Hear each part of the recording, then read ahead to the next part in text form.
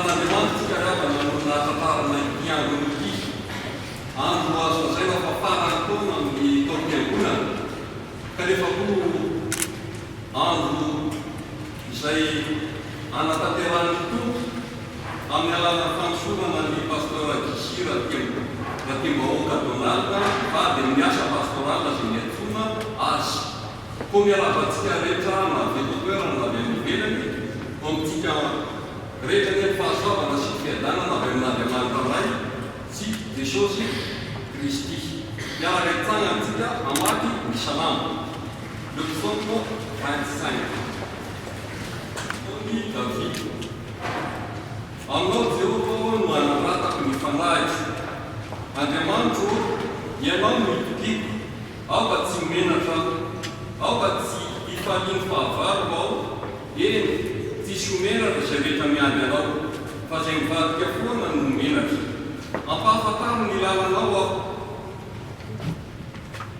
ampianaro ny sitraka ao tario amin'ny fahamarinanao ao ka ampianaro fa ianao no Andriamanitra ny famonjena ahy ianao no andrasako mandritry ny andro tsarovo ny antanao sy ny vavonao Jehova atzay ireny andro mbola hivavaka isika ry Andriamanitra ray zanaka fanamasona misaotranao zay satria tantanao teto amin'izao toerana izao ianao tokoa no miasa ty anatinay tsirairay avy amin'ny alàna fanahinao masina nombanay ianao ary tonga somatsara eto mitondra vavatry ny fotoana izao zay ka novalianao araky ny sitraponao fa io zao fotoana izao toko ary fanahinao masina ny hiasa eto fa zay dia mpanompo fotsiny ihany amin'ny anaranao Jesosy eo no anomonay zany vavaka izany amen.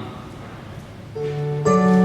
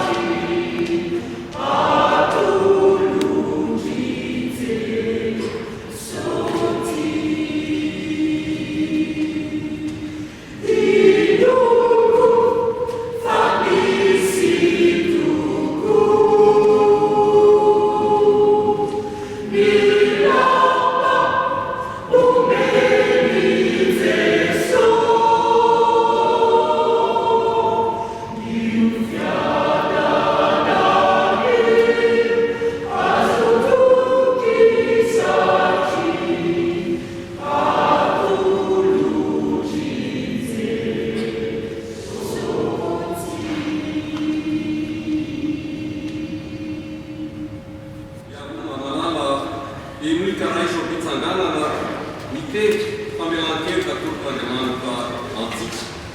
Teny izay milaza ny habe ny famorampon'Andriamanitra ao antsika ao amin'ny Jesosy Kristy.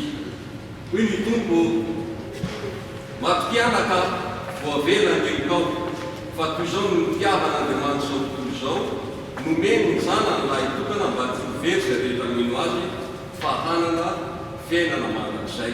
Koa minoany Jesosy Tompo dia ho vonjena ianao sy ny antokonanao.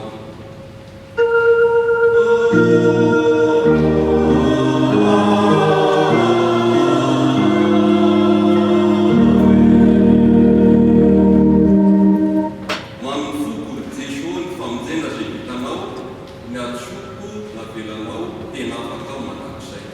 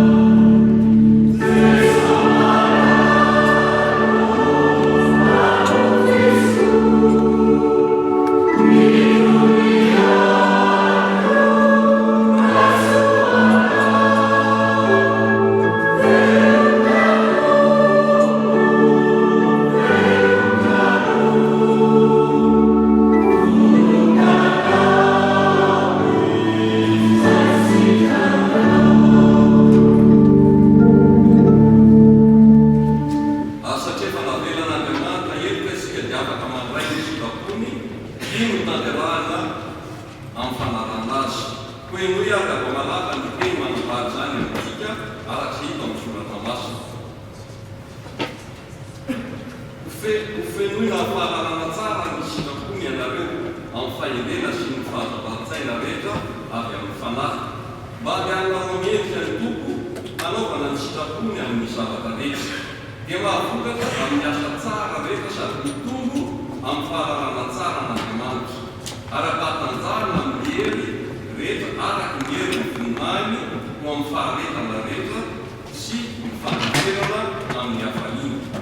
Koa misaotra ny iray dia mampamendrika antsika hanana anjara ny lovan'olona masina eo amin'ny mazava sady nafaka antsika tamin'ny fahefany maizina ka namita antsika ao amin'ny fanjakany zanany manala. Izay nanantsika fanavotana dia ny famelana ny hevintsika. Ave, miara-petaka isika. Ry Andriamanitray, ny fahavatsy, miain'efitra.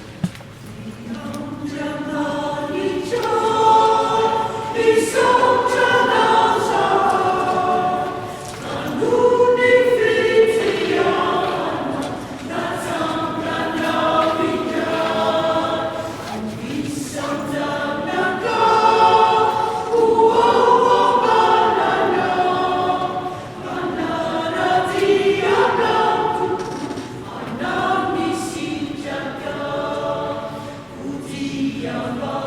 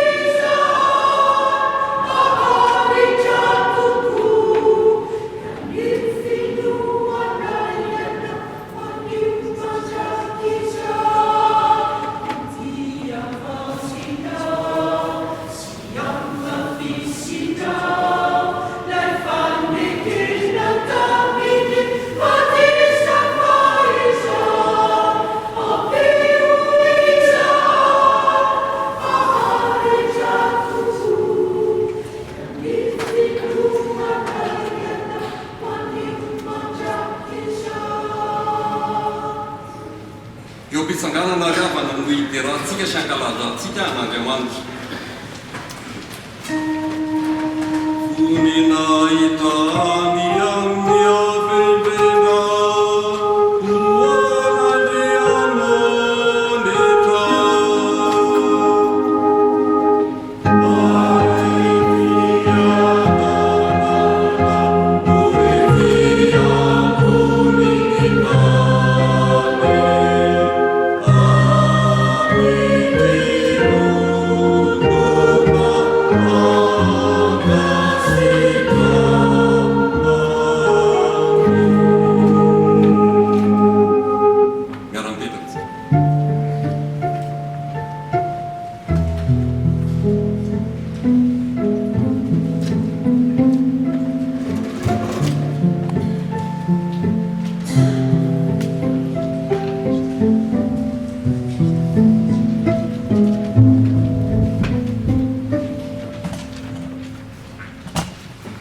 mbola mamerina ny fiaravana antsika tsirairay avy mba tsy hametraka fanontaniana anatintsika hoe iza siza moa no mpitandro na ekoloha anatanteraka izao fotoana izao dia mamelahina aloha ny anolotsanareo azy ndady pasteur docteur Jean Ravalter izany pasteur Setarasondroibe avy any amin'ny faritany avaratra avony andrefana sady toniny solotrasa ampiangonana pasteur Lydia Ravalter izay avy eto amin'ny faritanytsika ihany ary pasteur Dimby izay mpiandraikitra ny faritany misy eto amintsika izy ireo zany manatanteraka izao fotoana mpivavahana izao dia sotranareo tompotonga namaly ny antso koa efa mamelanelitsika Andriamanitra no fahasoavana ankehitriny izy dia izara ny teny amintsika koa noho izany ao tsika anatina azy amin'ny fifaliana ka anteniteny aminareo any eny tombo andraisanay tamin'ny famelan-kelomenao anay izay mitondra tokoa ny fihavananay aminao ary ankehitriny dia mbola tofanao koa ny fahasoavanao izay amin'ny fandrenesana ny teninao izay teny fiainana koa mitenena aminay amin'ny alàna ny fanahinao amin'ny alàna reo mpanomponao koa izay amaky izany teny zany sy hitondra ny teninao ary mivavaka ao anay aminao zay ho anay izay tonga eto tsirairay avy mianokafanao ny fonay andrenesanay ny teninao no teny fiainana tokoa amen. Ny teny izy avoakintsika amin'izao andro lehibe eto amin'ny faritany sy ny fiangonana FP-maraina izao anio dia izay hitanareo ao amin'ny tokony Jeremia mpaminany toko fahatelo amby telopolo andiny faefatra ambin'ny folo ka hatramin'ny fahaefatra ambin'ny folo. Jeremia toko fahatelo amby telopolo andiny faefatra ambin'ny folo ka hatramin'ny fahaefatra ambin'ny folo. Ny epistily nosoratan'i Jaona ho an'ny Tesaloniana voalohany amin'ny toko fahatelo andiny faha ambin'ny folo ka hatramin'ny toko fahaefatra andiny fahafolo.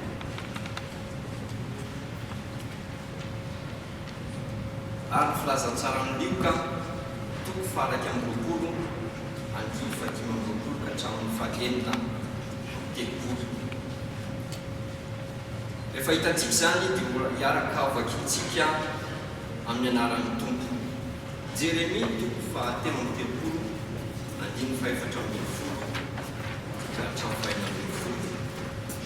Indro avy ny andro hoy ny Tompo izay anatanterahako ny teny soa izay lazaiko ny amin'ny taranak'Israely sy ny taranak'i Joda ary amin'izany andro izany sy amin'izany fotoana izany dia hampaniry rantsana marina ho an'ny Davida aho ary hanao fitsarana sy fahamarinana amin'ny tany izy. Amin'izany andro izany hovonjena ny Joda ary Jerosalema handrofaizay ary zao noanompona anazy itombo fahamarinantsika. Tesalonianina voalohany toko fahatelo andiny faharoa ambin'ny folo ka hatramin'ny toko fahaefatra ambin'ny folo. Ary ny tompo anie hampitombo sy hampandroso anareo amin'ny fifankatiavana sy ny fitiavana ny olona rehetra, dia tahaka anay aminareo koa mba hampiorina ny fonareo tsy hanantsiny amin'ny fahamasinana eo anatrehan'Andriamanitra raintsika amin'ny fiaviany Jesosy Kristy tompontsika mba amin'ny masiny rehetra. Ary farany rahalahy mangataka aminareo sy mananatra anareo amin'ny Jesosy Tompo zahay mba ho araka ny nandraisanareo taminay izay mety handehananareo sy hanaovanareo ny sitrapon'Andriamanitra, dia araka ny handehananareo ihany mitombonareo bebe. Fa fantatrareo didy nomenay anareo avy tamin'ny Jesosy Tompo.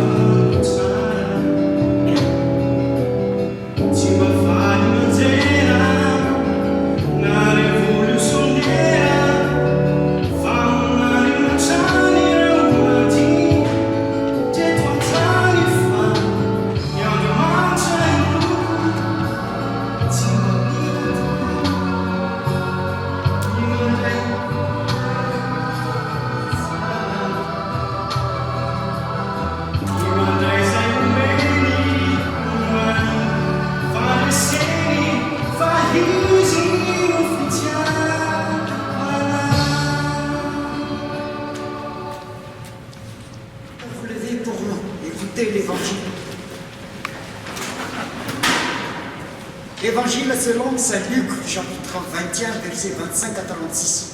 Il y aura des signes dans le soleil, la lune et les étoiles, et sur la terre, les nations seront dans l'angoisse, épouvantées par le fracas de la mer et son agitation, tandis que les hommes défailleront de frayeur dans la crainte des malheurs arrivant sur le monde. Car les puissances des cieux seront ébranlées. Alors, ils verront le Fils de l'homme venir entouré d'une nuée dans la plénitude de la puissance et de la gloire. Quand ces événements commenceront à se produire, redressez-vous et relevez la tête, car votre délivrance est proche. Il leur dit une comparaison. Voyez le figuier et tous les arbres. Dès qu'ils bourgeonnent, vous savez de vous-même allez voir que déjà l'été est proche. De même, vous aussi, quand vous verrez cela arriver, sachez que le règne de Dieu est proche.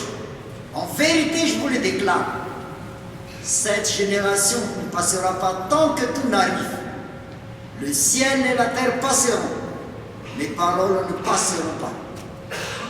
Tenez-vous sur vos gardes, de crainte que vos cœurs ne s'alourdissent dans l'ivresse, les beuveries et les soucis de la vie, et que ce jour-là ne tombe sur vous à l'improviste, comme un filet, car il s'abattra sur tous ceux qui se trouvent sur la face de la terre entière. Mais restez éveillés dans une prière de tous les instants pour être jugés dignes d'échapper à tous ces événements à venir et de vous tenir debout devant le Fils de l'homme. Sorrane tu pour flajanza.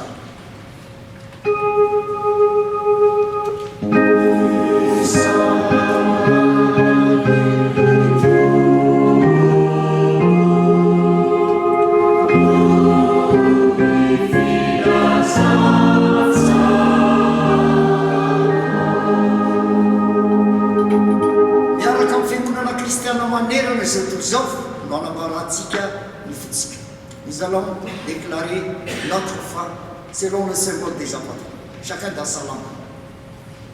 Nino n'andriamanitra ilay tsy tompanao ny lanitra sy ny tany ary nino an Jesosy Kristy izany ilay tokony atontsika izay totonona tamin'ny fanahy masina nateraka mahay firijiny jalo natoko matokana nondona tamin'ny azo fijaliana matika nalefa lentina tany amin'ny fiainatsika tsangana tamin'ny maty tamin'ny andro fahatelo miakatra manentahitra mipetraka avy an'Andriamanitra ilay tsy avy andro leviny tsara velasy liny fanahy masina fiangonana masina manerana zao tontolo izao fiangonana olona masina fiamany amin'keriko fitsangana tena maty ary ny fiainana mandrakizay. Amen. Programme GGS. Alléluia. Alléluia. Wani tumpulai masinindi.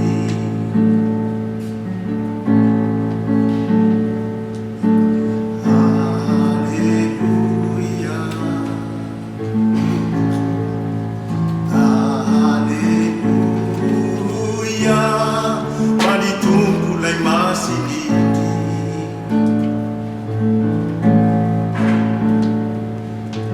Alléluia.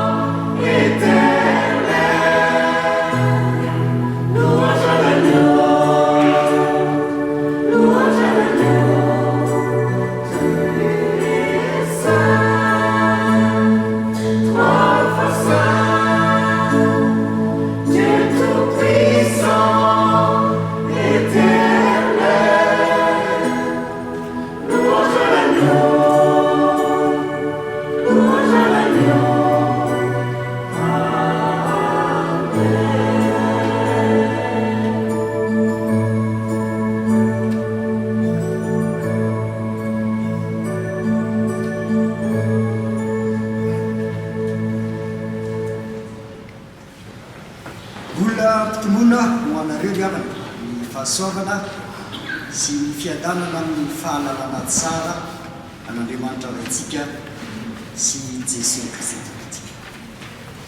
Je vous invite à la prière. Prions. Merci Seigneur de nous avoir donné ce moment inoubliable pour nous dans ton église, la FPMA, et particulièrement pour ton serviteur, Donald Guise Ratimbaoka.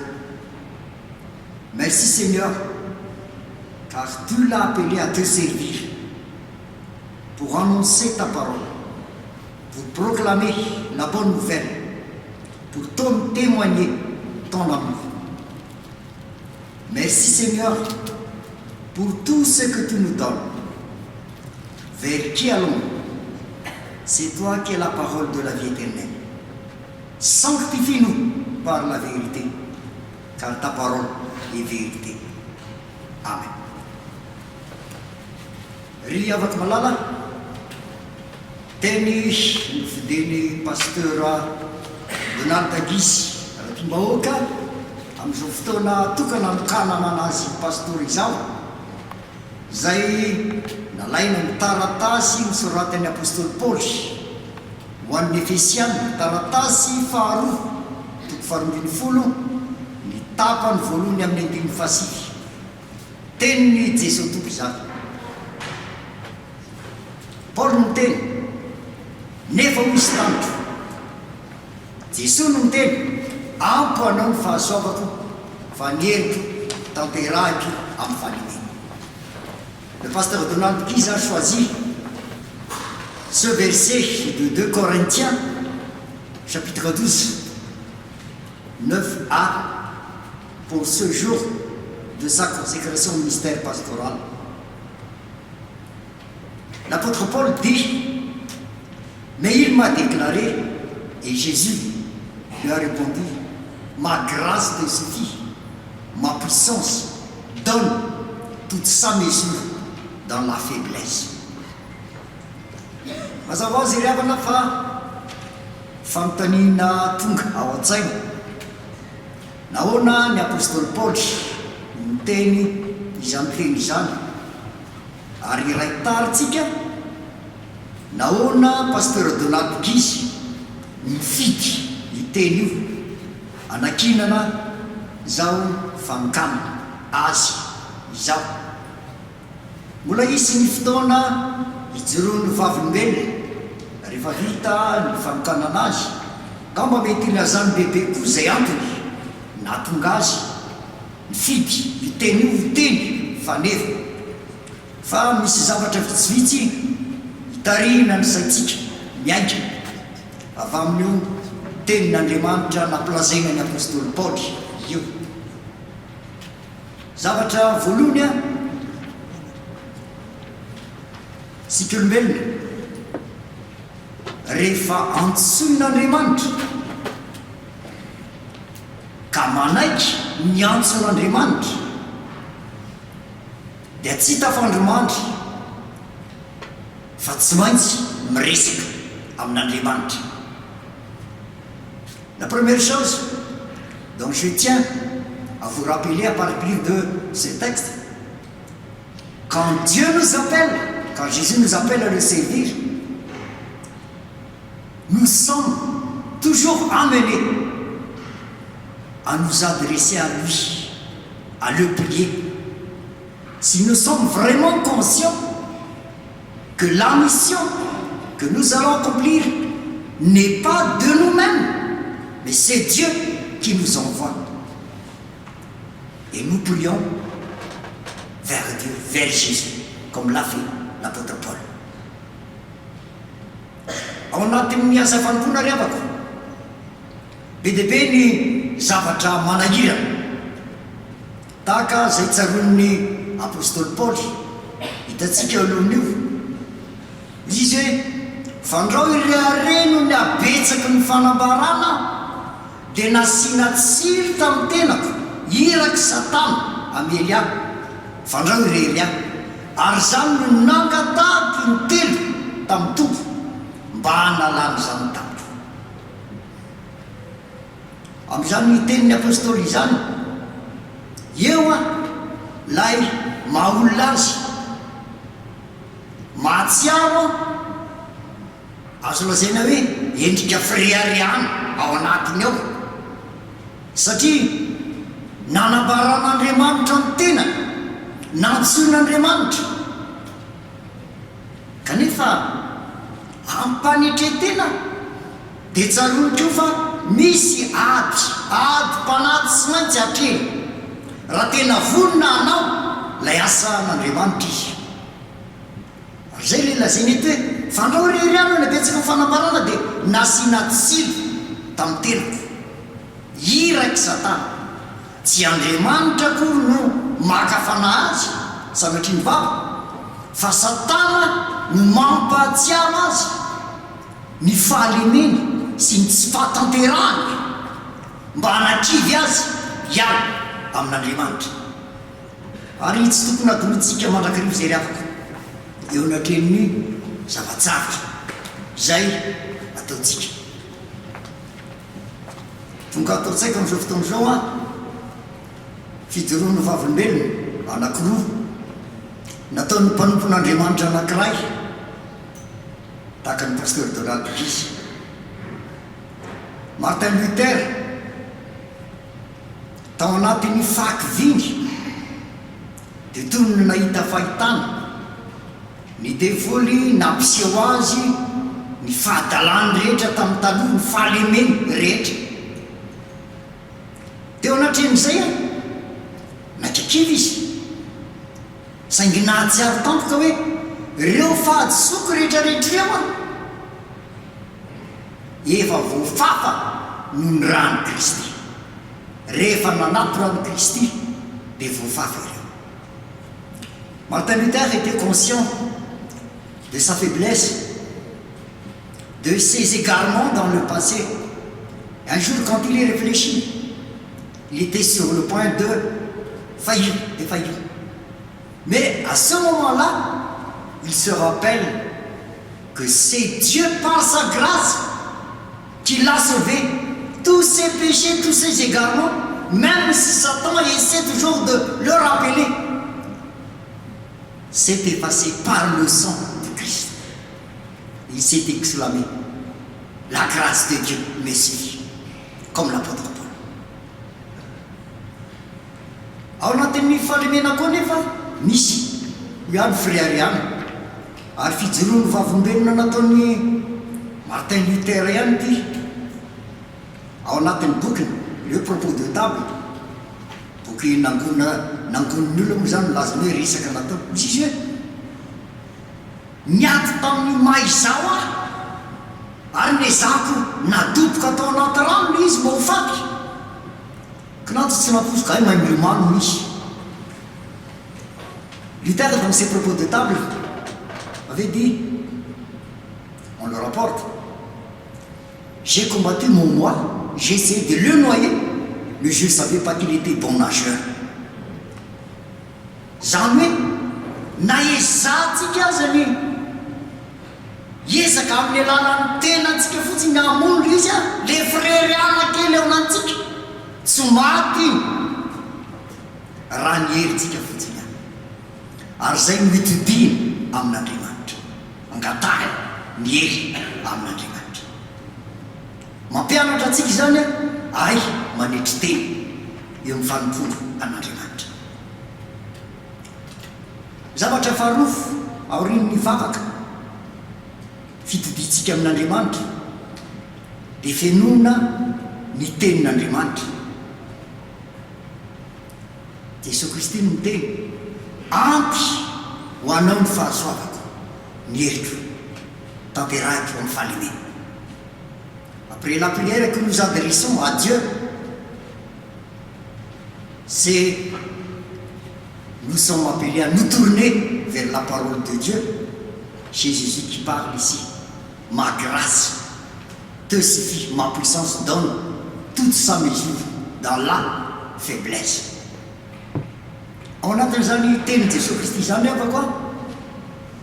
misy zavatra telo miavaka. Ny anankiray voalohany a ny fahasoavana ho ny tompo, ny faharoa ny elika ho ny tompo, ary fahatelo ny fahalemena zay amintsika. Antoanao ny fahasoavana ho ny tompo. Raha vo miteny hoe fahasoavantsika dia ny aotsantsika mahazatra dia zavatra mahafaly, zavatra ahatsapana fiavana amin'ny hafa. Ary zay raha teo mono teny malagasy hoe soa, fa adintsika fa ao anatin'ny fahasoavana lay lazain'ny tompo a tsy misaraka ao anatin'izany fahasoavana izany ny azy fijalian'ny tompo. Araka ny teny Jesosy Kristy raha teo hoe zay tia ka manaraka dia tsy maintsy hitondra ny azy fijaliana ka anaraka. Fiheveran'ny olona ny Andriamanitra minon'ny olona dia Andriamanitra mahavita ny zavatra rehetra, manana hery rehetra, ary Andriamanitra azo anariana ny zavatra mandreraka rehetra na ny zavatra ratsy rehetra amintsika. La croyance populaire en Dieu, c'est un Dieu tout-puissant, un Dieu omnipotent. Et permettez-moi, passez-moi cette expression, un Dieu tout belle. C'est-à-dire, nous remettons à Dieu tout ce qui nous gêne. Et c'est la croyance populaire. Ce n'est pas le Dieu de la Bible. Ce n'est pas le Dieu qui nous appelle à le servir. Parce que le Dieu qui nous appelle à le servir, c'est un Dieu qui a accepté de souffrir pour nos péchés. C'est un Dieu qui nous a dit que celui qui le suit doit porter sa croix et le suivre. Et c'est en cela que sa puissance s'accomplit dans notre faiblesse. Parce que nous ne pouvons pas compter sur nous-mêmes. Nous ne pouvons pas employer Dieu comme nous le voulons. Mais c'est Dieu qui nous appelle, c'est Dieu qui nous façonne, c'est Dieu qui nous donne sa puissance, afin qu'en toutes choses, seule la gloire de Dieu resplendisse, et pas nos propres perfections, ni nos propres mérites, comme nous le pensons quelquefois.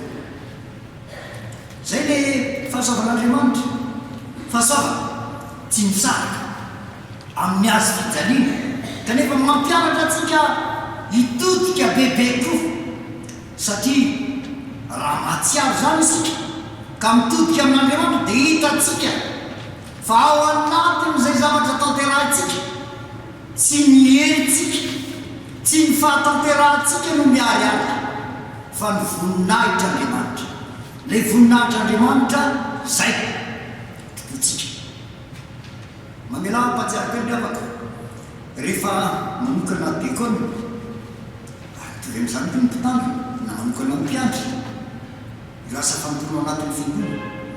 Nao no tsika ny manao ty akanjo fotsy ity, akanjo mariky ny fahadiovana, nefa tsy ny fahadiovantsika fa ny fahadiovan'Andriamanitra, mba ho tanona lay maha isika tsika. Fa rehefa manao ty akanjo fanompony ty isika dia mba tsisy mihitan'ny olona fa tsy ny voninahitr'Andriamanitra ireo ihany sy ny maha mpanompo atsika. Eo miasa zay entson'Andriamanitra atsika.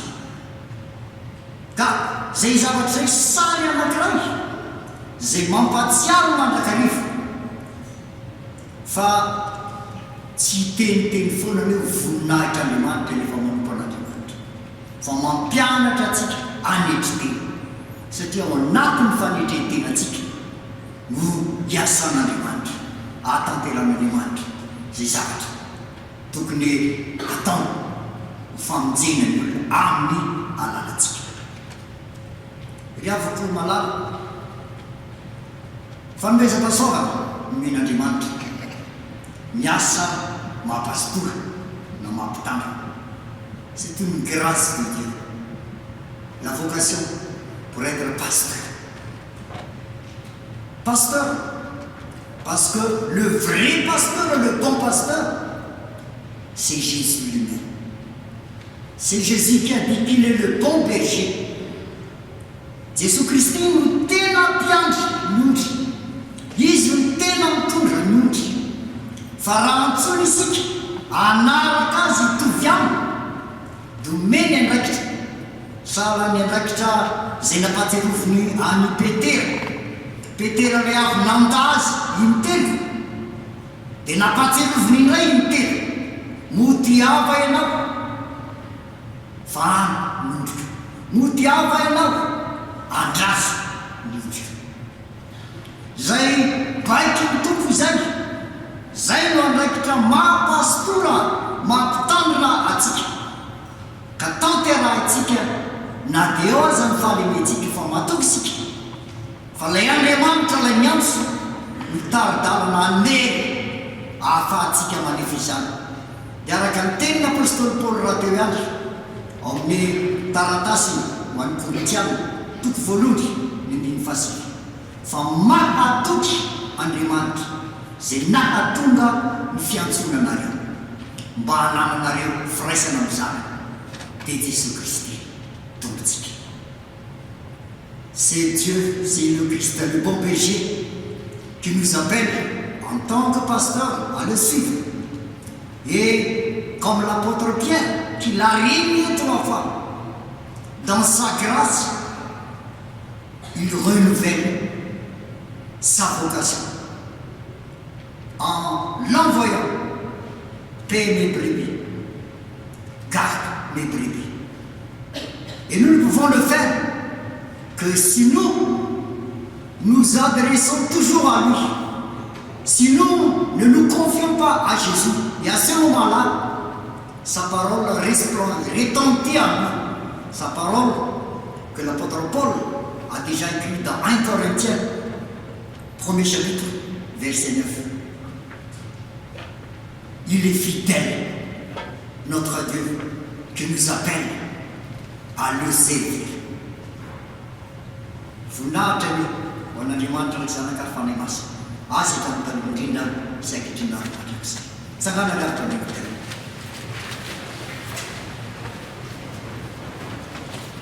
Fahasoavan'i Jesosy Kristy tompontsika, ny fitiavan'Andriamanitra ray, ny firaisana ny fanay masina ho aminareo mandrakaiky. Petrika.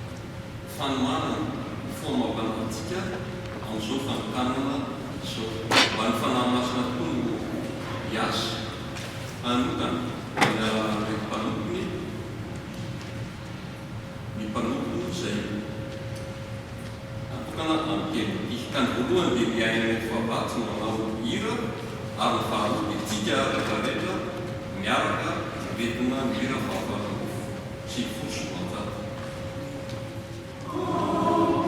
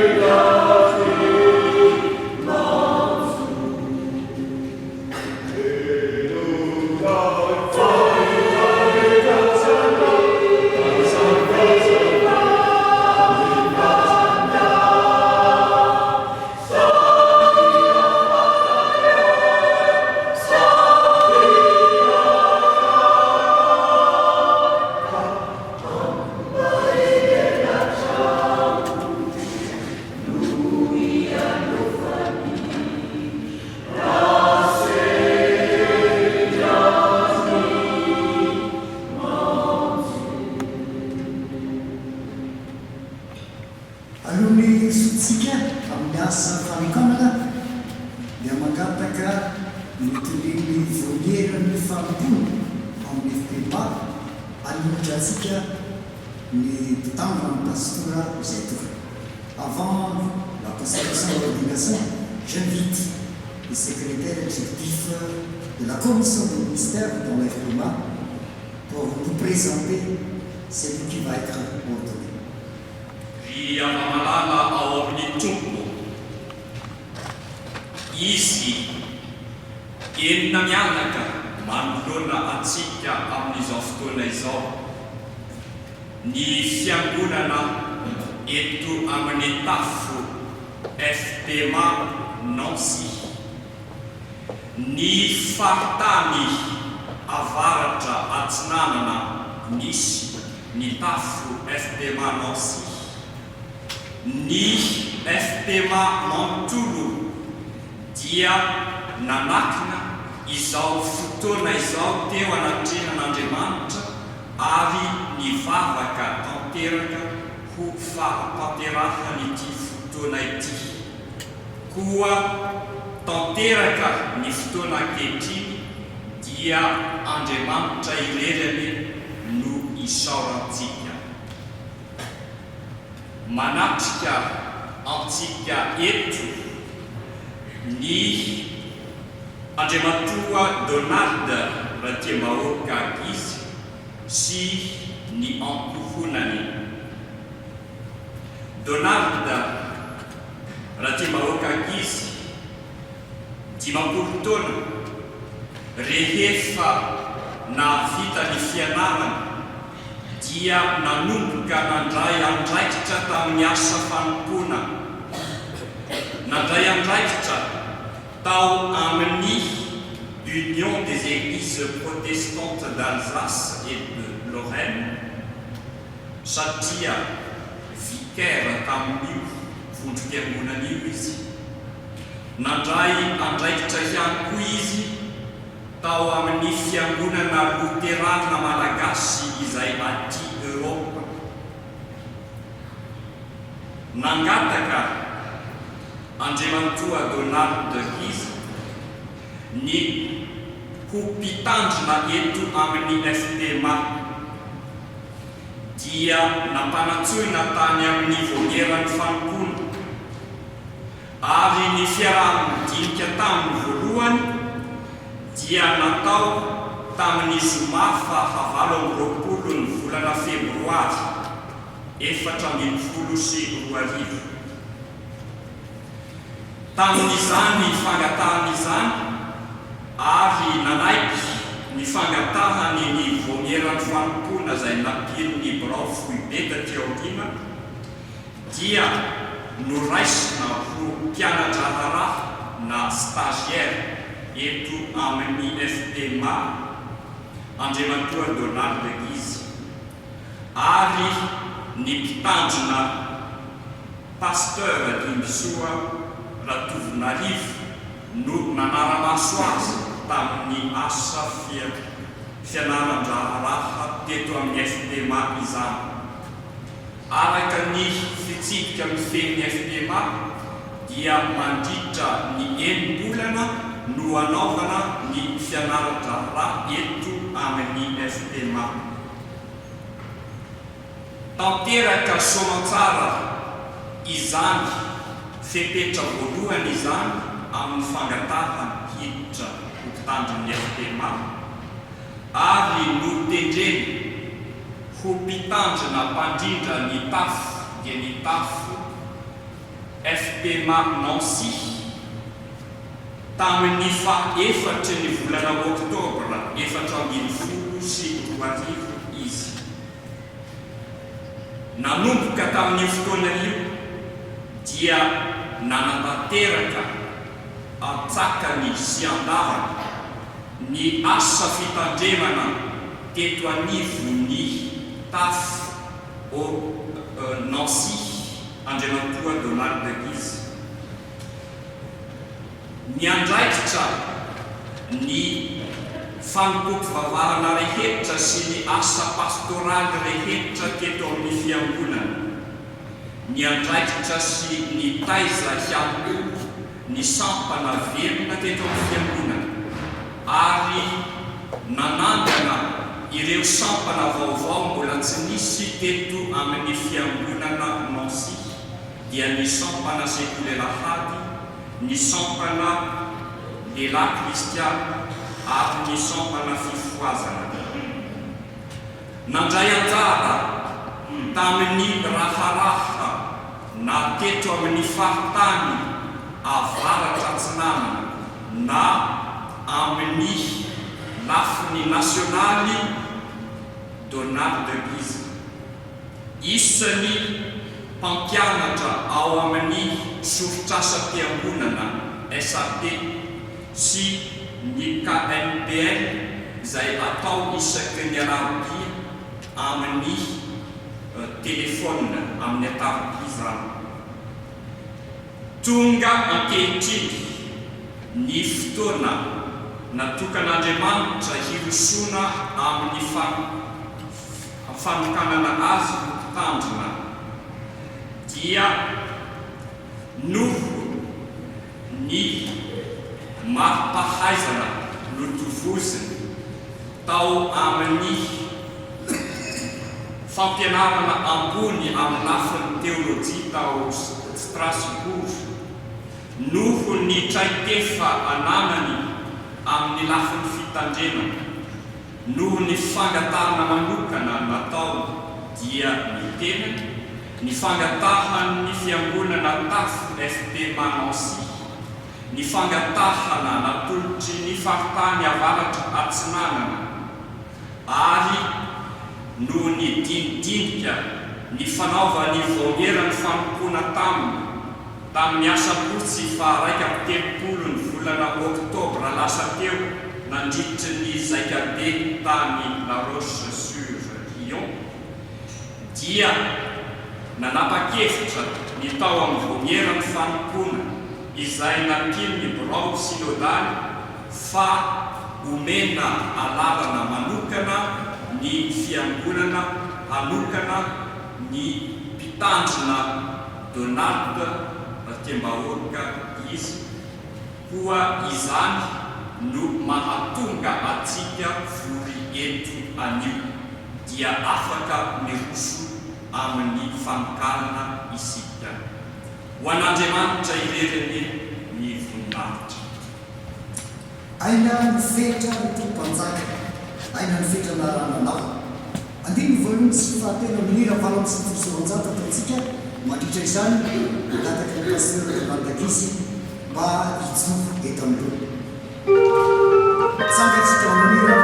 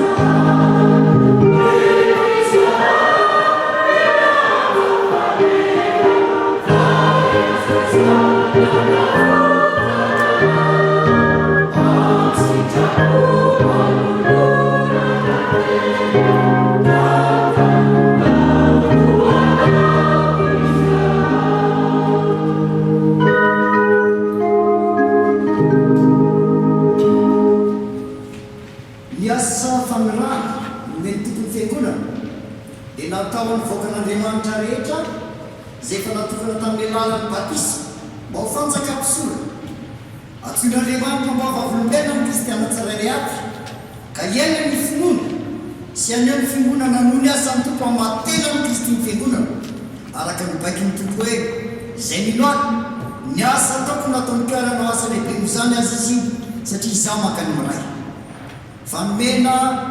fanomezam-pahasoavana samy hafa ny fiangonana ary mizarazaraina izany asa izany araka ny asan'ny fanay masina voafaritry ny apôstôly araka ny voasoratra amin'ny romanina toko faharombony folo ambininy faevitra ka hatramin'ny fahavalo ny korintiana voalohany rombin'ny folo ambininy faevitra hatramin'ny faraika ambin'ny folo ary ny efesiana toko faevatra andininy fafito ka hatramin'ny fahaenina ambin'ny folo anankiray amin'ny andraikitra manokana omen'ny tompo ny mahampitandrina na pastora ny olona ntsy ny tompo aloha ny asan'ny pastora na mpitandrina dia efa mifanina maharitra anatanteraka ny fanompona amin'ny fanolorana ny tenin'andriamanitra fitaizam-panaraka ny soratra masina fizarana ny sakramenta ary fitarina ny fiainan'ny fiangonana araka ny nanorenina ny tompo azy manolonatsika ary zao andriamato gizy rahatim-bahoaka donald zay namaly miantso ny tompo anao jamy fanompony pastora izany ko manontany anareo fiangonana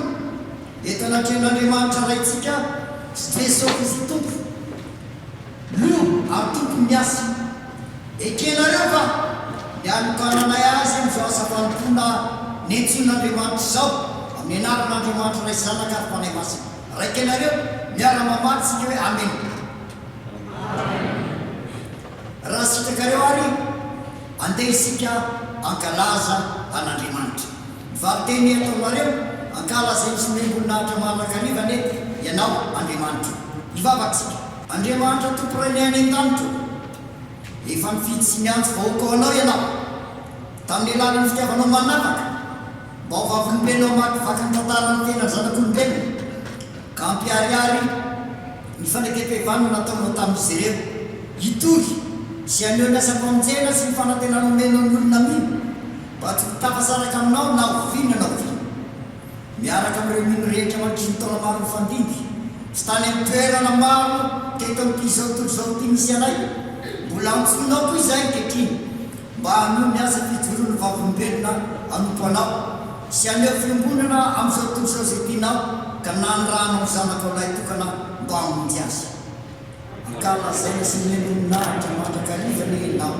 andriamanitra jesosy vitombo zanaka lahatokanray zay nirahany eto am'izao tontolo zao any amin'ny fitiavana ianao ireny no tompo sy mpamonjy ianao no mpiamitsara nanotranenao monjy ny mondrinao ianao no lalana sy famarinana ary fiainana ka tsy misy makany amaray afa-tsy amin'ny alalana ianao no efa mifidy sy miantso anay ka naniraka anay mba andesy amoa ary ampaharitra ny vokatra mankalaza nanyray zay any-danitra ianao no hany tompo sy lohan'ny fiangonana fa efa nanangona mihitsy na miazy ireo ny fahefana avy aminao mba ho fanjaka ampisorona man'andriamanitra ray ankalazaina sy nyemoninahitra mandrakarivany enao andriamanitra fanahy masina fanahy fitiavana fanatrehan'iray sy ny zanaka nivontaranakamariny fandindry ianao no mamelona ny fononay sy mamehery sy ainao anay amin'ny fononay ny fitsanganany jesosy tompo tamin'ny maty ianao no aina mahatonga ny fiangonana ary mamelona sy mita azy mandrakariva amin'ny asa fanirana nomenao azy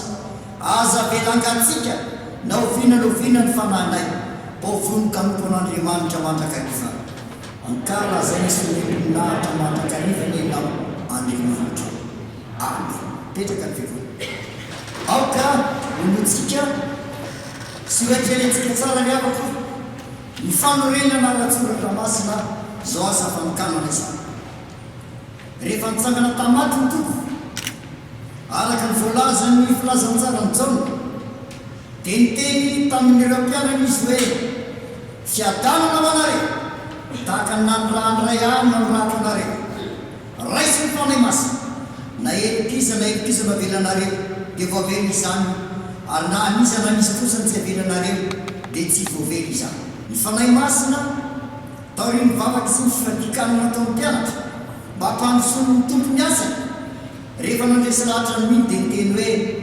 atokano ahy Barnabasy sy Saoly manao zany asa fanentsiko azy voalaza fa rehefa mifadiana sy mivavaka ary nametra tanana taminy izy dia nandefa azy ny apôstôly Paoly mahatsiary miasa albidiny miasa ny etsony sy nanokana ny tompo azy dia nanambara sy nijoro vavolombelona hoe fa raha sitraka izay nanokana hatra ny ekipineny ny antso tamin'ny fahasoavana nampiseho ny zanany tato anatiko mba hitoriko azy amin'ny jetilisa miaraka tamin'izay dia tsy nakasaina tamin'ny famandrana ary hoy ny tenin'Andriamanitra manambara ny asan'ny mpitanana na pastora arak'izay nampilazeny apôstôly hoe Andriamanitra ao amin'ny Kristy nampiavana izao tontolo izao taminy ka tsy nanisany fahadisoana ary napetrany aminay ny teny fampivana koa hiraka solon'ny Kristy izahay toa n'Andriamanitra mampangataka ny aminareo solon'ny Kristy izahay ka mangataka ny hira aminareo hoe mihavana amin'Andriamanitra ny ianareo hitantsika amin'izany ary aho fa ny tompony mifidy sy miantso olonanao fampitonaraka nanyrana azy ary satria ny fiangonana ny tenan'ny Kristy ety an-tany dia adidiny manatanteraka ny farokanana amin'ny anarany ray sy ny zanaka ary ny fanahy masina rehefa azo miantoka fa olombo antso ny tompo tokoa izay olona atokana ao amin'izany asa izany atokana eo anatrehan'Andriamanitra sy ny fiangonana no anaovany olombo antso ny fanekeny anao izany asa fanompony izany hiritsika izao andininy voalohany amin'ny tena mivampitasoronjato iarahantsika rehetra andiny voalohany sy faharoa miarakatsika fa ny andiny fahadimy dia mangataka ny pasteur Donald Gizy andrao izany tsanganytsika manao niraka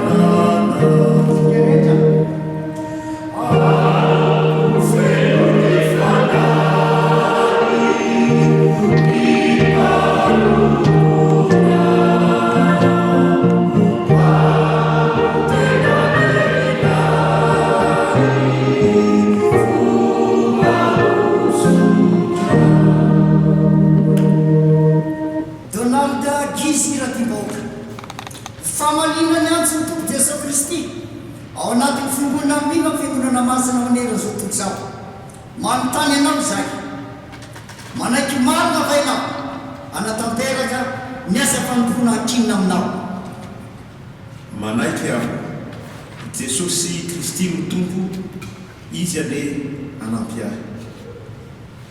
Vonina anambara ny filazantsarany Jesosy Kristy voarakitra ao anatin'ny soratra masina venao ary anatanteraka ny fizarana ny sakramentanao ny tompontsika ny fanaraka amin'ny fotompinoana kristianikatsika FPMA indrindra confession d'Augsbourg ny Valata sy ny confession de la Russie.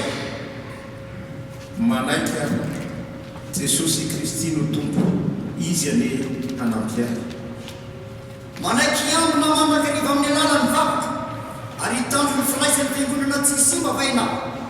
Vonona koa va ianao hitsirika manakariva amin'ny fanomezam-pasavana ny mety tompo Jesosy Kristy ho an'n'ino ka manaiky hiara-miasa amin'ny fahatsorana amin'ny rehetra mena andraikitra hitarika ny fiangonantsika na eo anivon'ny tafo fa indrindra koa eo amin'ny sehatrambonana atao anatin'ny FPMA.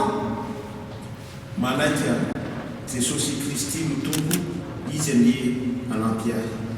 Mankataka anao ary izay anao ampabe masina entanatren'Andriamanitra sy ny fiangonana ny fanekena masina pastora anao.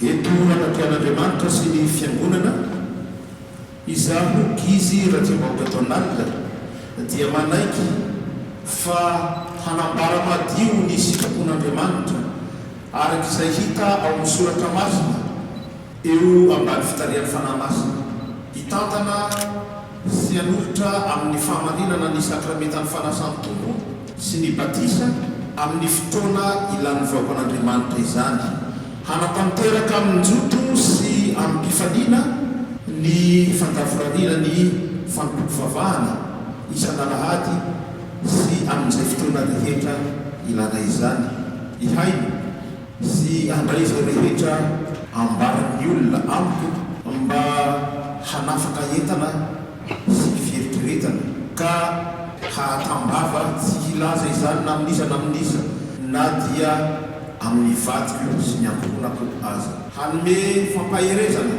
sy tsodrano ilay mimino na amin'ny andro mahory azy na amin'ny andro mahafaty azy, hiezaka araka izay azoko atao mba hiaro ny firaisan'ny fiangonana izay tena ny Kristy ety an-tany tsy ho simba, ka hiaro mafy dia mafy ny maha-FPMA ny FPMA ka hanaja sy hakato ny foto-dalàna sy ny fitsipika ny fiangonana protestanta malagasy aty andafy. Ny tompo ane hanampy ahy hahatanterahako izany rehetra izany. Amen. Araka ny fanan'ny fiangonana dia metra tanana aminao izay anokanana anao, miaraka mametra tanana ny filohan'ny FPMA, ny solitenan'ny firalany mpitanana ato anatin'ny FPMA pastora Separason lehibe, ny solitenan'ny faritany avaratra atsinonana pastora Gitiara Bantera ary izay mitarika ny fanotopavana teo pastora Desiré Andrinarivo. Izao fanekena ataonao izany sady araka ny fanaon'ny fiangonana hatramin'ny voalohany dia amin'ny anaran'ny ray sy ny zanaka ny fanahy masina no anokanana ianao amin'ny alalan'ny famatrahana ahitana ho pastora sy anolorana ianao ny fahefana mba amin'ny adidy rehetra mahapastora maro mahereza sy mahatanjaka aza mahatantra na mivadiko fa ombanao ane Jesosy Kristy zay efa nifidy sy naniraka anao, hitsangana ripany ko Jesosy Kristy omba sy hitantananao ane nito.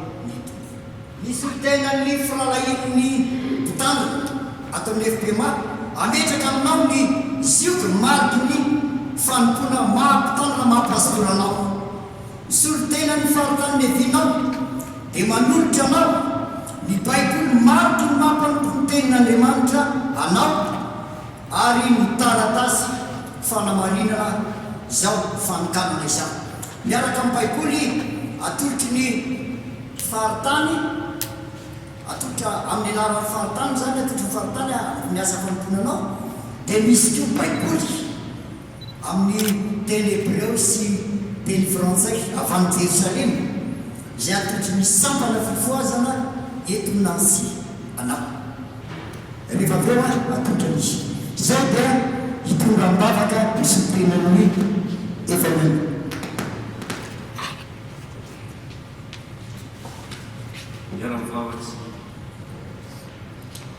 dia Andriamanitra ranay sady ray Jesosy Kristy lohan'ny fiangonanao efa mampianatra anay tamin'ny alalan'i Jesosy Kristy zanakao ilay tokany ianao mba angataka aminao aniraka mpiasa ao amin'ny tanimbolinao satria be lojinjaina fa ny mpiasa no vitsy. Misaotranao izay ity mpanomponao izay nanaiky ny fanoranao ity ka natokana androany hanao ny asanao. Tompo arova izy ny anaranao ary amasino ny famarinanao. Atanjao amin'ny finoana sy ny fitiavananao izy mba hatonga azy tena mpiasa mahatoky ianao.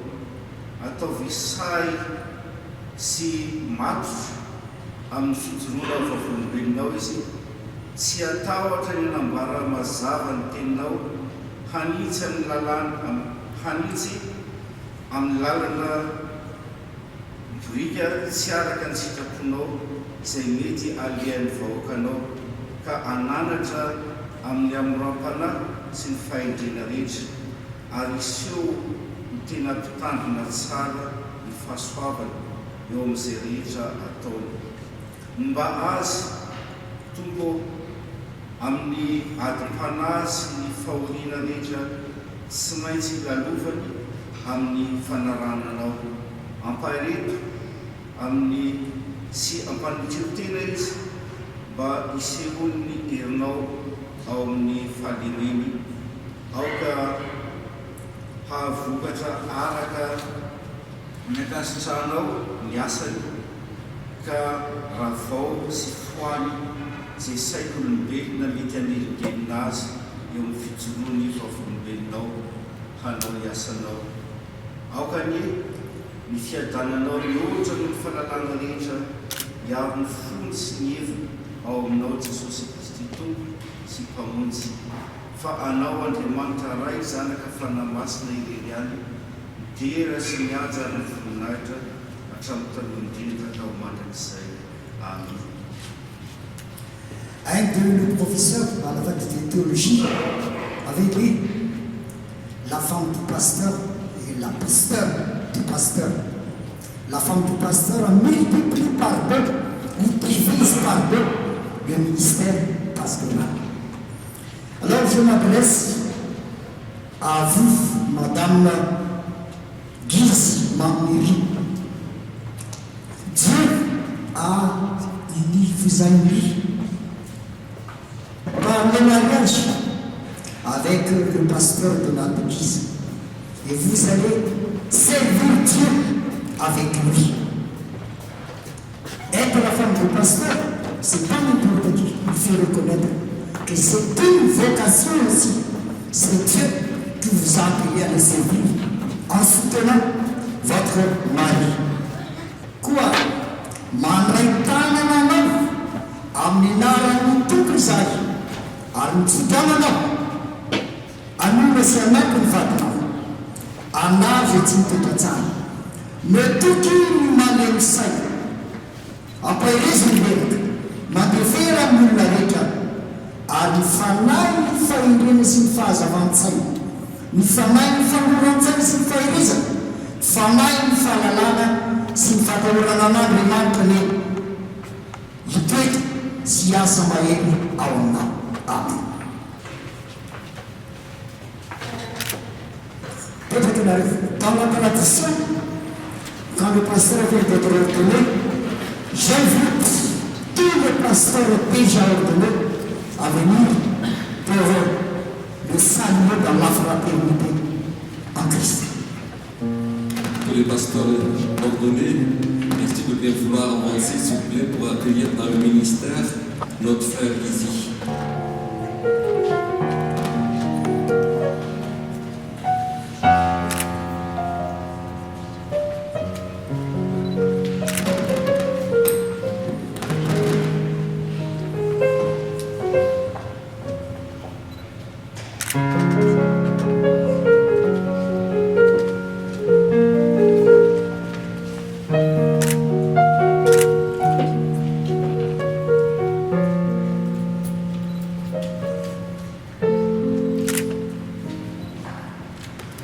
Merci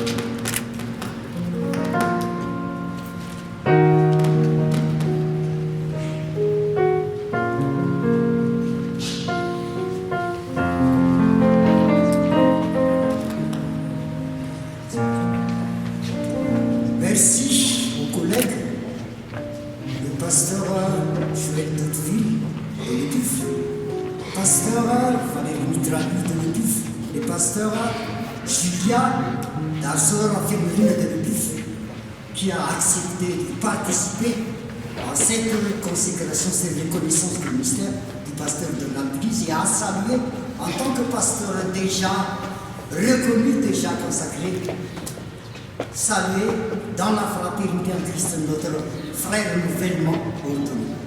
Merci. Et maintenant, le pasteur de l'Église va chanter avec la famille le choriste Tu m'as donné.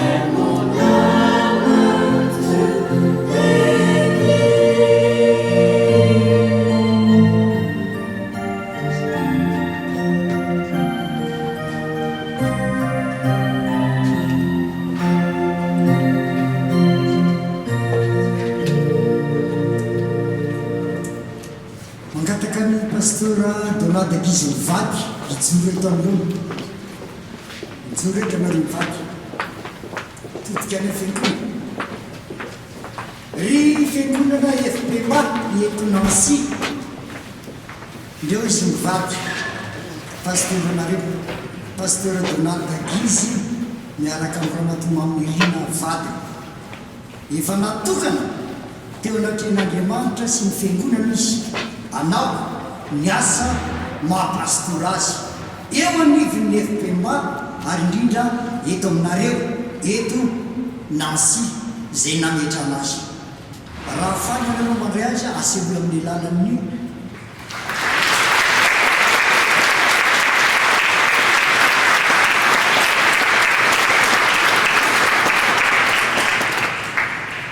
misolotena nareo rehetra satria raha nytokony izy mbola isy fotoana andraisanareo tanana azy rehefa vita amin'ny fitompavana fa ato anatin'izao famitopavana izao zany a misolotena nareo a dia mangataka ny filohan'ny tafo eto Nancy ny filohan'ny faritany avaratra Atsinanana ary ny mpitandrina mpamilirany faritany mba andray tanana azy amin'ny anarantsika rehetra mitsangantsika raha mandray tanana izy telo mianakare zany miaraka amin'ny solotenany bravo be azafady akoatra amin'ny filoha zany bravo be makapi zany any trinny FPMA sy ny solotenany bravo be aty amin'ny faritany interface-ny faritany avaratra Atsinanana Andriamatorady raha mahatafika tono'ny FPMA ary ny interface Andriamatorady Andriambolina Ery Laurent nareo izy dimy menada zany mandray tanana ny pasteur Donald Guizy amin'ny anarantsika rehetra izy dimy rahalahy matsy fa tsy menada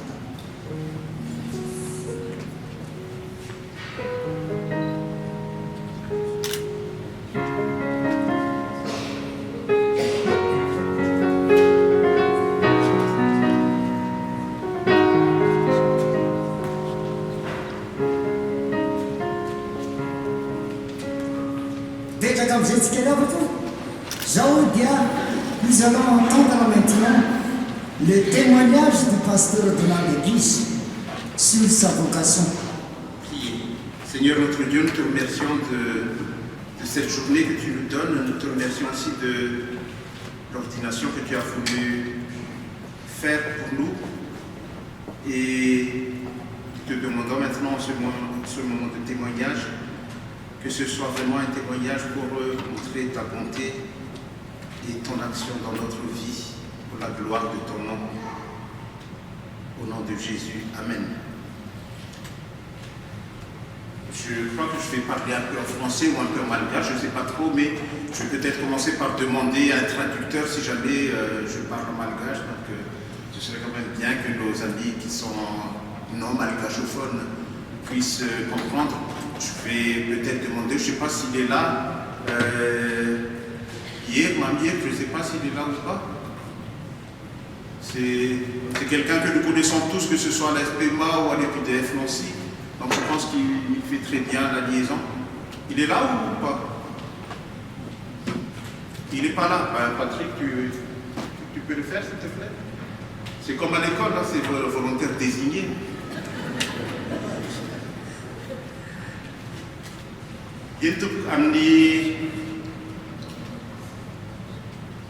Raha ny fanokanana eto amin'ny FPMA dia misy anjara fijoroana vavolombelona napetraka ho ataon'ny pastora vao natokana. Ny tenin'Andriamanitra anakinantsika an'izany dia ny teny izay voalaza sy voasoratra ao amin'ny epistilo an'ny Romanina amin'ny toko faha 1:20 sy ny 9:7.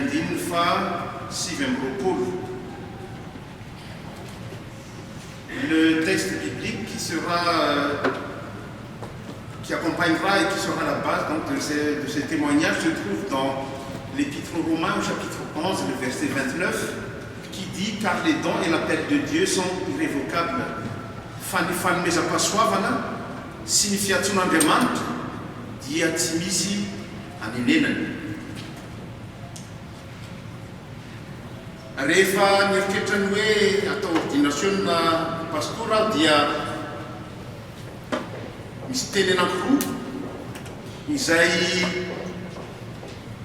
miverina mandrakariva ao an-tsaika dia io teny nanankinana ny ordination androany hitantsika tao amin'ny Korintianina faharoa toko 12 ny tapany voalohany amin'ny andiny fasivy io izay milaza hoe nefa hoy mitombo tamiko ampoanao ny fahasoavako fa ny hery dia tanterahana amin'ny fahalemena sy ty tenin'Andriamanitra amin'ny Romanina 7:20 andiny fasivy amby roapolo ity.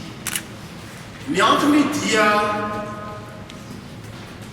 mbola zazakely asa 5 taona 20 taona teo eo aho nampandrenesin'ny tompo voalohany ny antso iantsony hampona azy sy ny fiangonana, hampona azy eo anivon'ny fiangonana.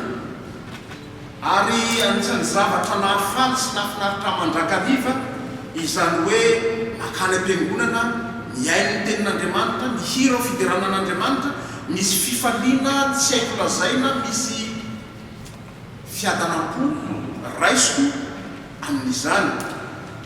Ka tamin'ny ataontsika hoe adolescence angamba zany dia miondana radio feno filazantsara mba hianona hira koralina hoentina mideran'Andriamanitra. Dia io no enona isan'andro ary tena fifalipo sy hery ary fiadanam-po no raisina. Rehefa avy eo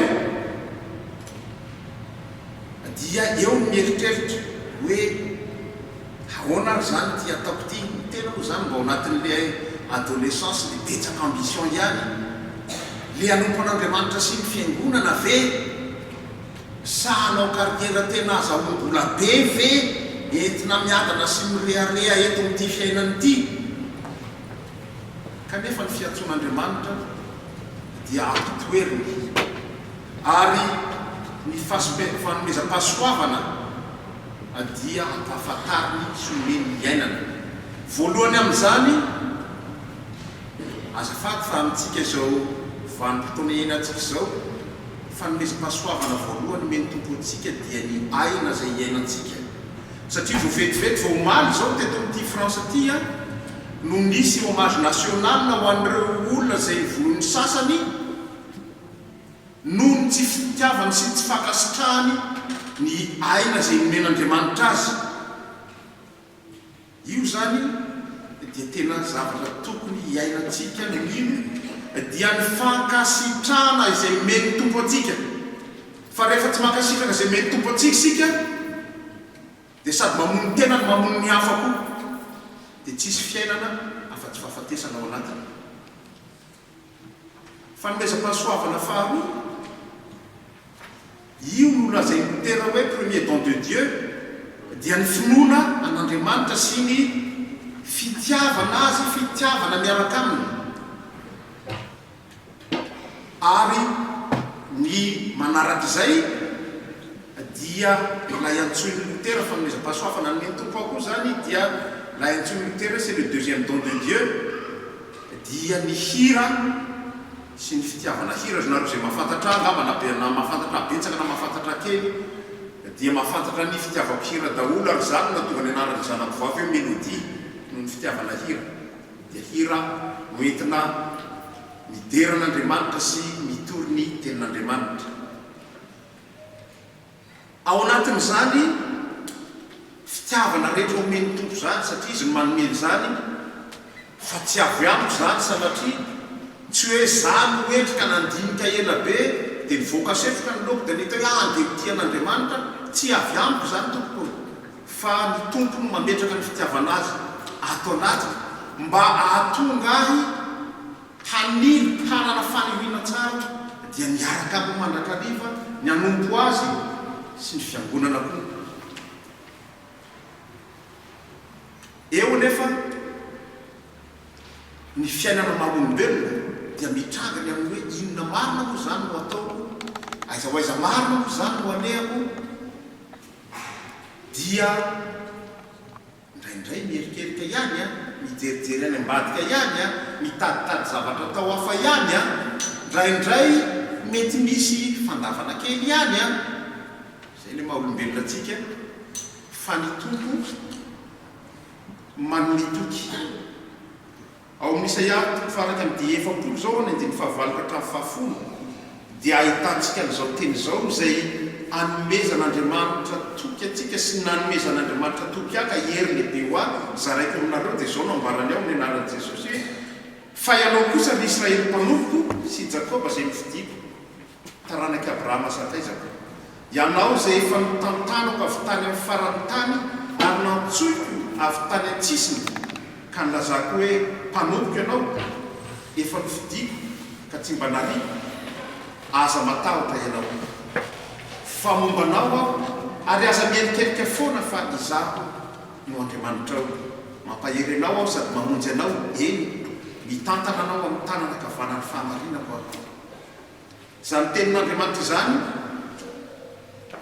dia miaraka amin'ny teny vakitsika tamin'ny Romanina toko faraiky ambin'ny folo andiny fahasivy amby roapolo teo tamin'izany fotoanany adolescence zany moa dia nanao karazana asa ataoko hoe défi personnel ve ny lazako azy hoe andeha satria efa mahafaly asa ahitako tsirony ihany mamaky ity baiboly ity dia andeha mba vakiko hatrany amin'ny voalohany hatrany amin'ny toko voalohany andininy voalohany amin'ny bokyny Genesis ka hatrany toko sy andininy farany amin'ny apokalypsy ty baiboly ity dia namaky dia misy tantara mahafinaritra misy teny mampahery fa rehefa tonga voalohany teto amin'ity teny ambarany Isaia toko faraiky amby efapolo ity sy ity Romanina toko faraiky amby folo ity dia tsy maintsy mijanona nakasaina aloha satria tena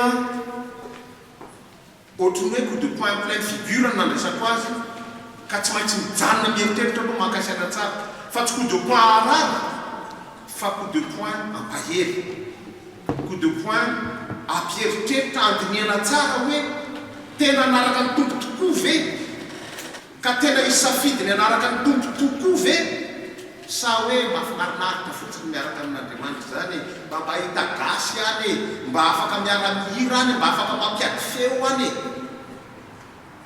dia tena nijanona ela mihitsy atao amin'ireo andiny tsoratra masina amin'ny boky anankiroa ireo ary ny toky nomeny tompo ahy ka azo ary entiko mandraky ity ny androany dia zao aika ity aty Andriamanitra ity araky le hira nataon'ny AMF faritany teo hoe tamin'ny hira hoe ny fitiavanao izaho avy aza mba tianao zay ny anisan'ny tonokiran'zareo teo ny korany eto masimo dia mahafantatra ny fitiavako ny hira io satria tena mahagaga hoe ty zahay ty ve amin'ny fahalemeko rehetra araky nitorina tamintsika teo amin'ny tsy fahamendrehako rehetra amin'ny limitiko rehetra sy ny fahotako ary ny faharatsiko rehetra dia mbola tian'Andriamanitra ihany mahagaga ny Andriamanitra tsy azoko an-tsaina mihitsy ahoana mbola hitiavany olona oatra azy ao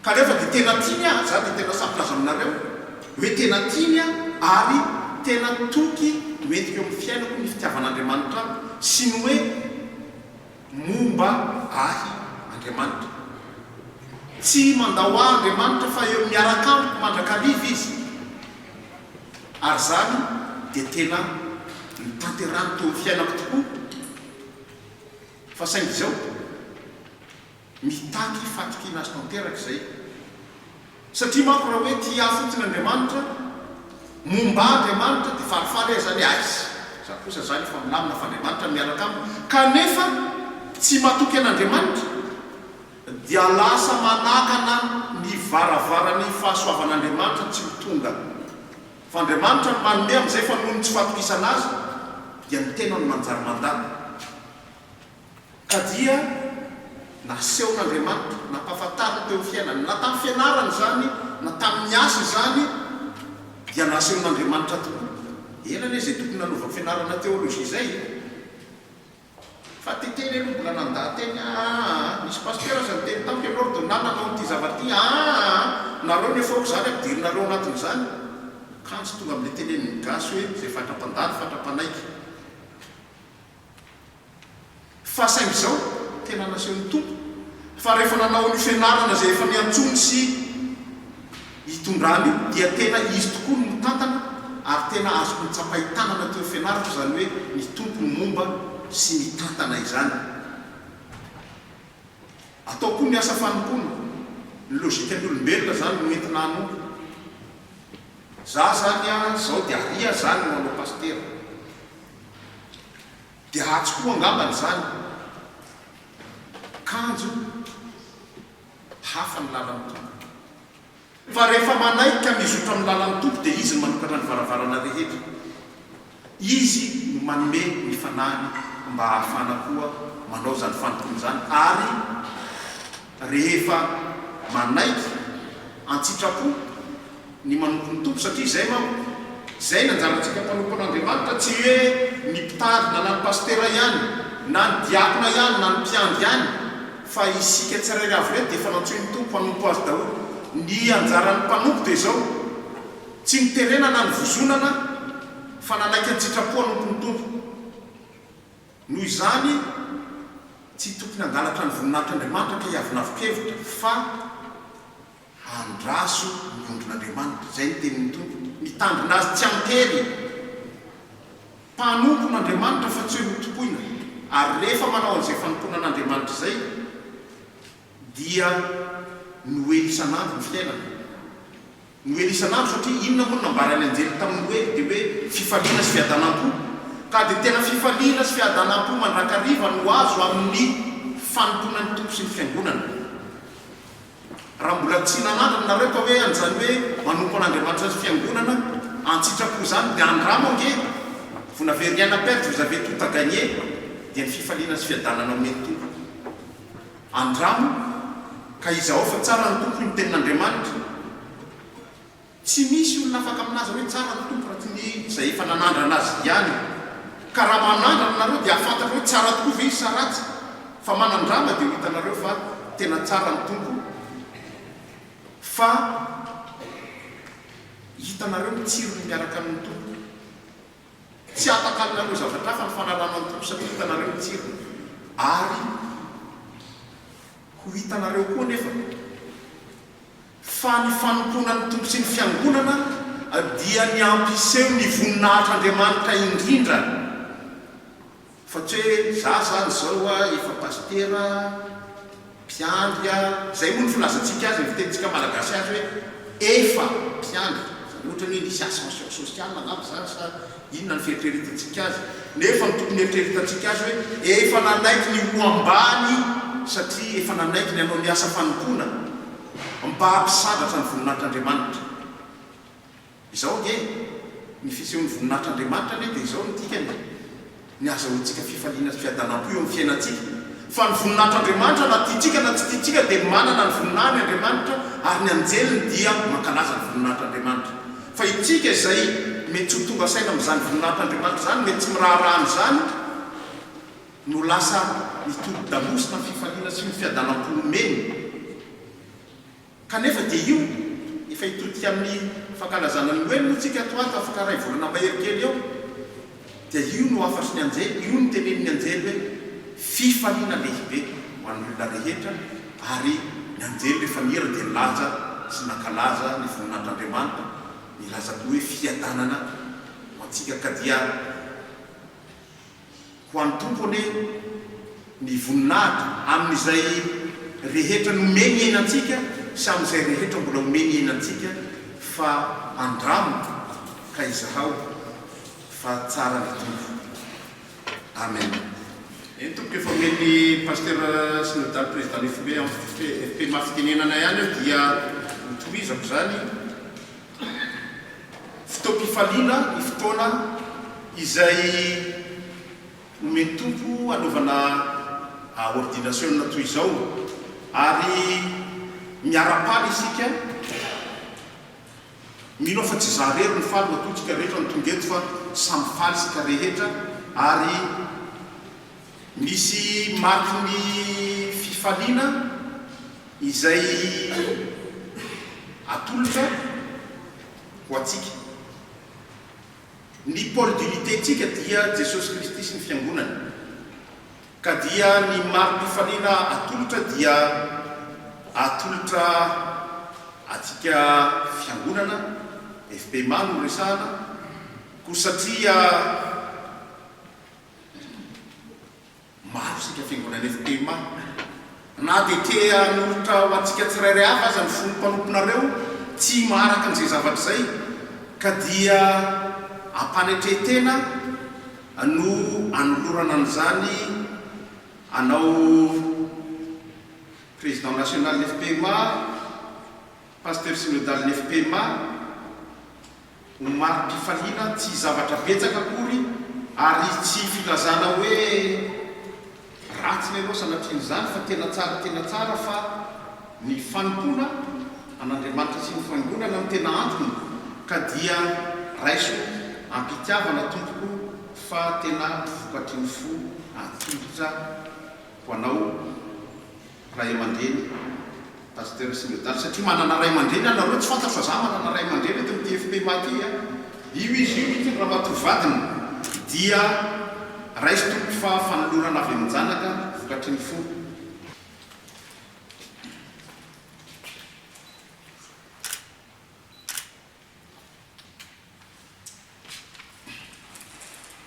C'est ma plus grave, je ne m'attendais pas. J'ai lu chuchoter tout à l'heure. Il m'a semblé voir une étole. Et il vaut mieux que ce soit consacré avec toi aujourd'hui. Je croyais que c'était un don de la famille pour lui. Mais finalement, c'est un don pour moi. Donc, merci au pasteur de notre diocèse, sa famille. Et comme ça se doit, parce que c'est aujourd'hui comment faire pendant cette ordination, cette consécration. Donc, je veux le mettre pour la Saint-Sienne aujourd'hui.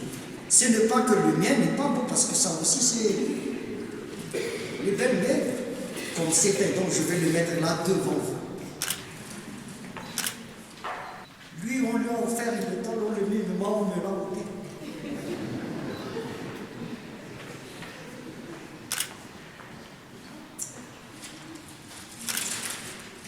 Elle est belle, l'étoile. Zodia Anoïla, les Coristani, ta vocation, ou Dieu, faites-moi du matin.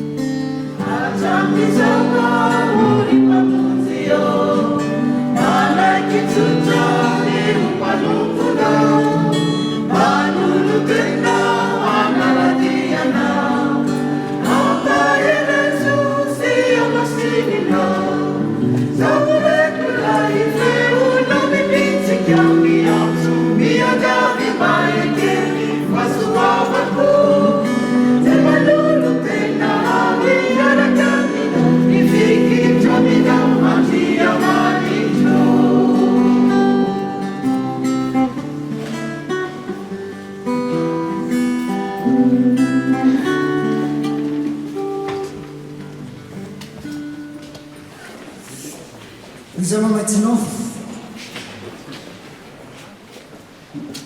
prendre la Sainte Seine avec le Seigneur.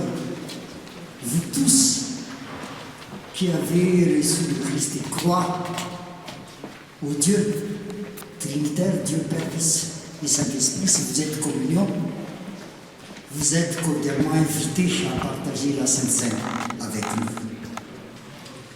itsanga amitsika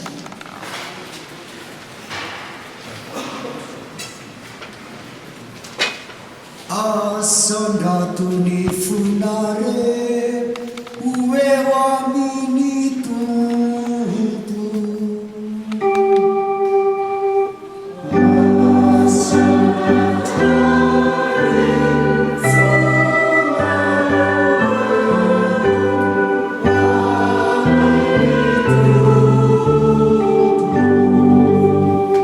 aukauderaitsica ny tompo andriamanitra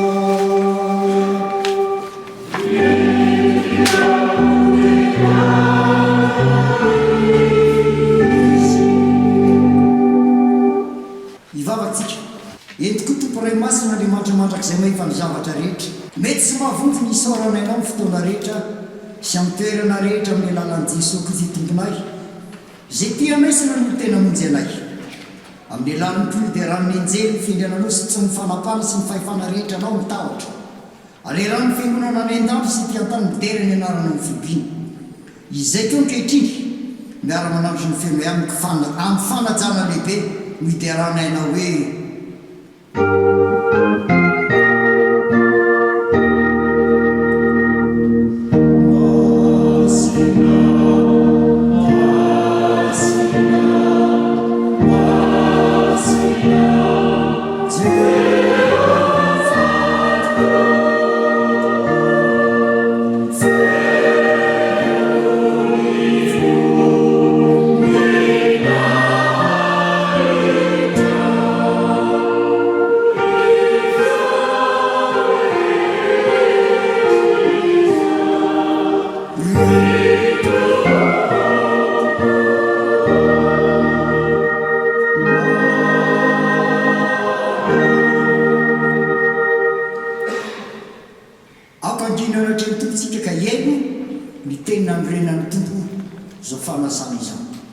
Écoutons la parole d'institution de cette scène.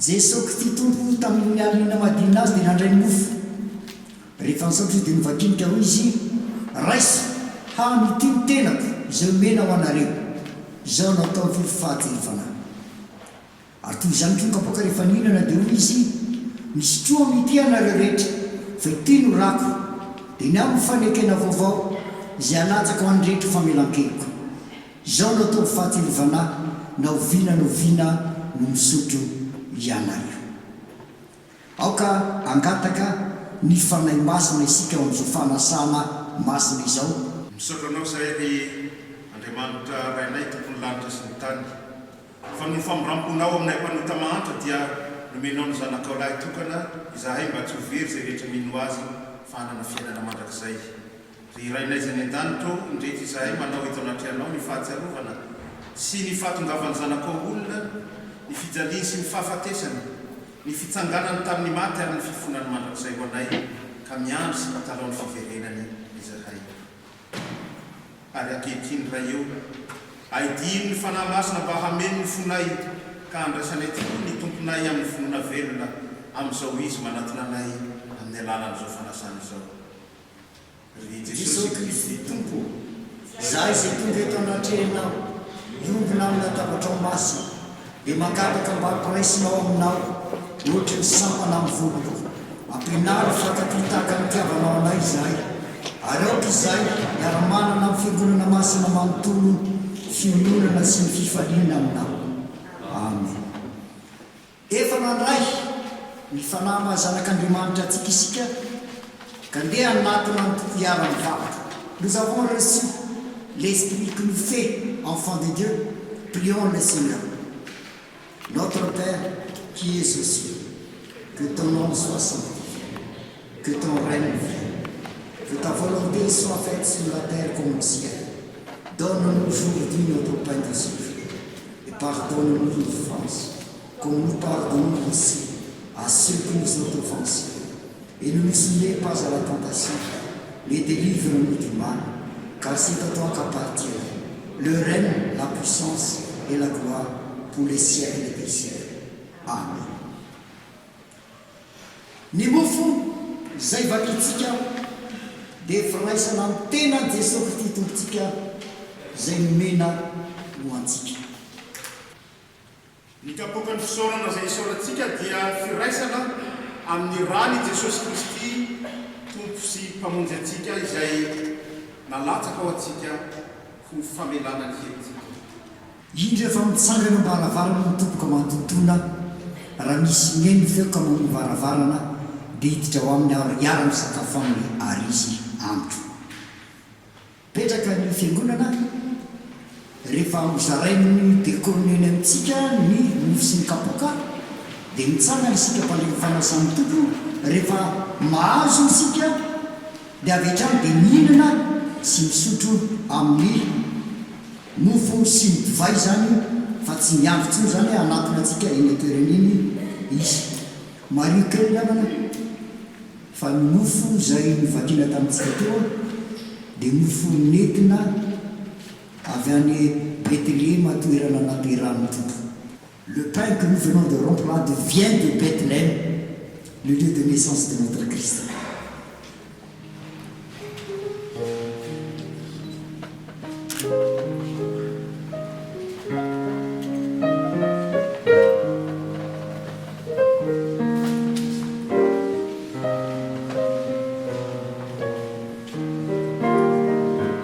Andeha hitoko zareo mpianakavy ny teny sy ny lany tompontsika. Tsangana isika mpandray, nous les communiants, nous le levons quand nous aurons reçu le pain et le vin, nous mangeons tout de suite. Prenez-en, dit le Seigneur, ceci est mon corps, faites ceci en mémoire de moi. Ceci est mon sang, le sang de la nouvelle alliance, versé pour tous pour la rémission des péchés.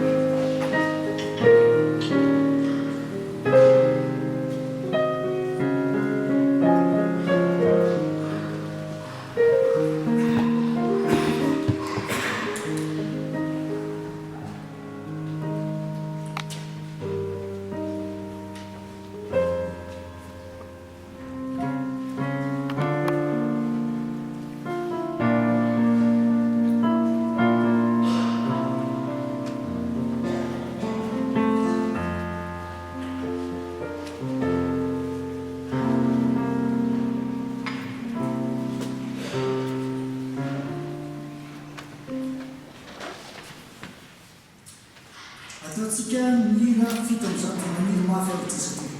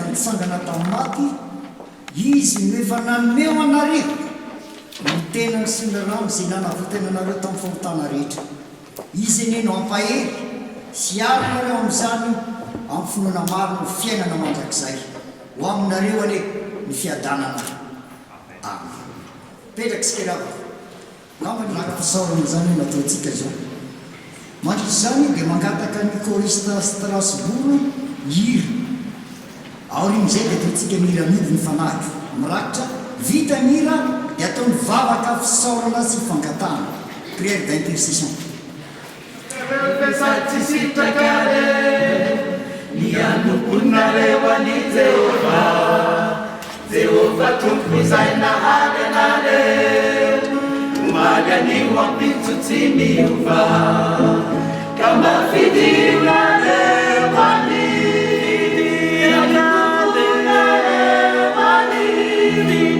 farahaiza sinyakuunala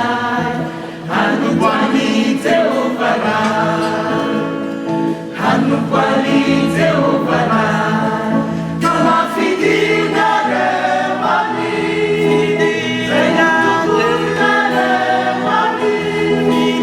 farahaiza sinyakuunana hanukwani Jehova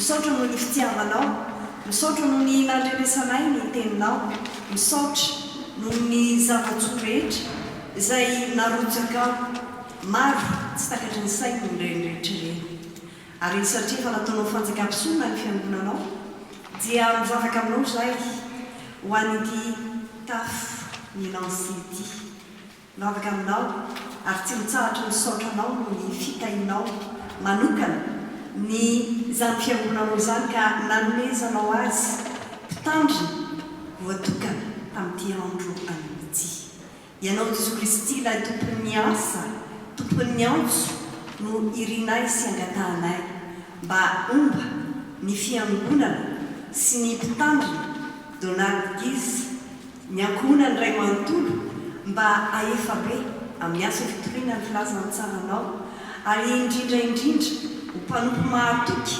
ka anana anao Jesosy Kristy olohan'ny fiangonana olohan'ny fiainan'ny tontolo ary indrindra mba ho tena mpibaiko sy mpife amin'ny fanatanterahana ny asa famponanao dia taio ny fiangonanao ny fipeonary manontolo ny tafo tsiraray avy ny faritany ny foibe ary ireo rehetra efa nantsoinao ananandraikitra amin'izany ny fiangonanao izany tsy adionay tompo ny mivavaka aminao amin'ity andro ity ho an'ny firenenay Madagasikara ny vahoaka malagasy ny mpitondry ary tsy adionay koa ny mivavaka aminao ho an'ity firenena frantsay ity izay tsy miafina aminao ny zava-misy ankehitriny ho an'ireo rehetra izay midona Paolina ho an'ireo rehetra izay latsaka ao anatin'ny famoizam-po ampionina ny tsiraray avy ianao ary ho anay tsiraray avy tongeto izay nomenao tompo-pahasoavana ka manatrika izao fotoana lehibe izao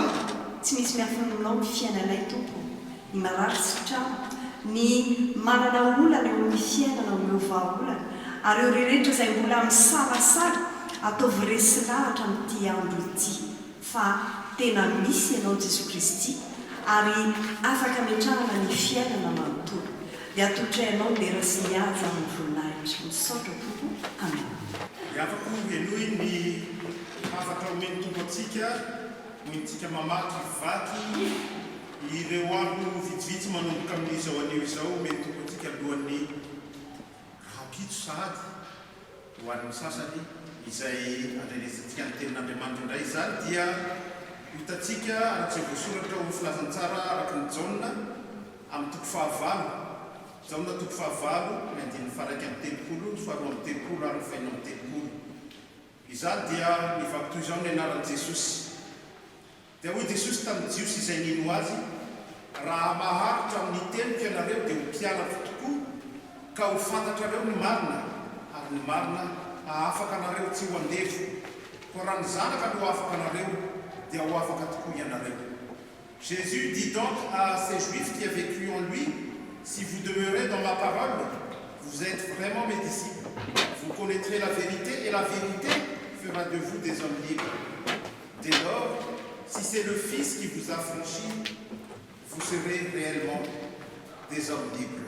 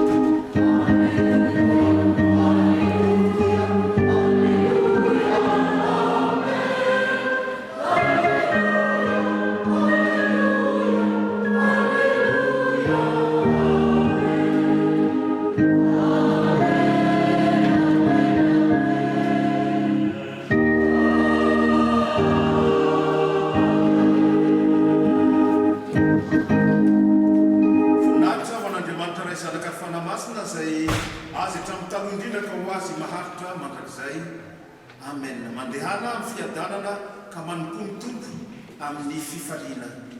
Saola ny Andriamanitra amin'ny anaran'ny Ray sy ny Zanaka ary ny fanahy masina. Amen.